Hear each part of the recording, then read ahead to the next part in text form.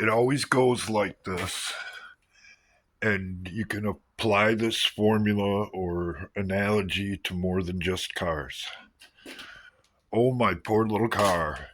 If only I'd have done what I needed to do when I was in a position to do so or could afford to do so, I wouldn't be riding around in the piece of junk that I am now. Isn't that how it goes?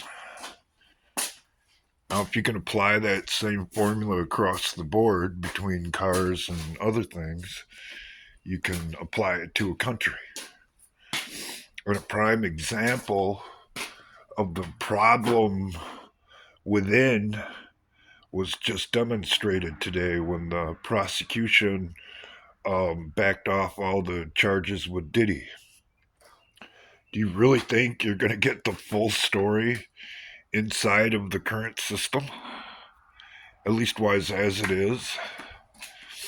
George Carlin talked about it for years.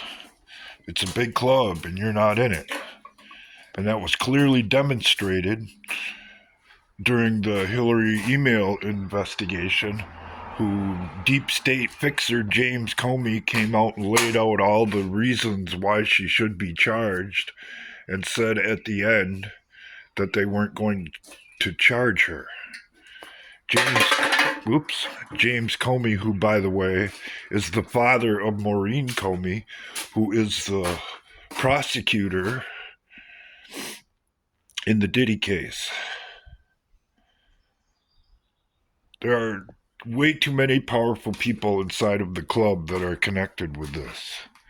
If you wanted me to give my opinion on it, the whole reason Diddy went down was so that the people who are running from Donald Trump could gain access to material to get celebrities and other people to fall in line with what they were trying to do to keep their club going, to keep their power structure going, and hopefully to get a candidate through that they knew couldn't win without serious help and intervention.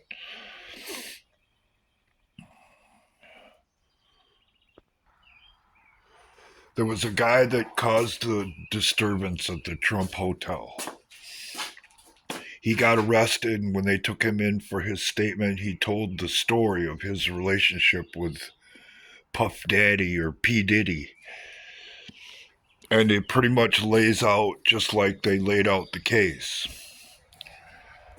And what wasn't mentioned or hasn't been mentioned in court is the boule, the black Illuminati.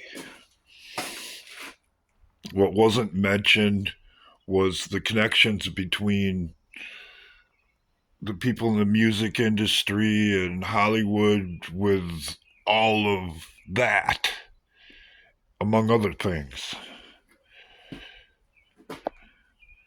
Apparently, the conversation with Diddy probably went something like this.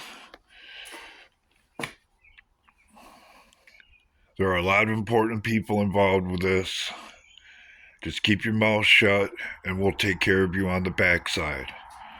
Because you don't want to end up like Jeffrey, do you?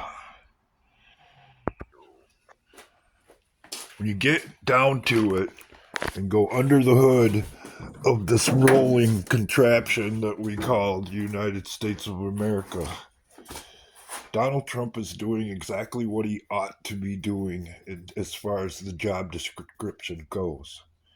If we want change, we need to demand it. And if we don't, we're only going to get what they give us. And that might stave the inevitable off for a little while. But in the end, it puts us right back to where we started and right where someone else wanted us. Without getting into quantum physics, string theory, the multiverse, and all that shit, I can tell you what you're witnessing, what you have been witnessing, and really what's been the goal all along since they decided that They want to take it the other way.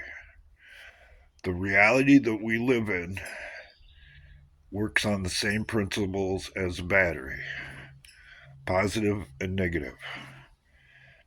Did you know that if you completely drain a battery, you can charge a battery backwards? And if you know that and apply it and put it back in your car and then hook it up backwards, everything will work right. But if you don't know that and you put that back in the car and you put positive where it's supposed to be and negative where it's supposed to be, you'll fry the whole thing. That, in a nutshell, is what they're trying to do to our reality. If you inject too much negative or completely reverse the polarity of what supplies your reality, it all goes away and turns into something else. Something else that, according to a really popular book out there,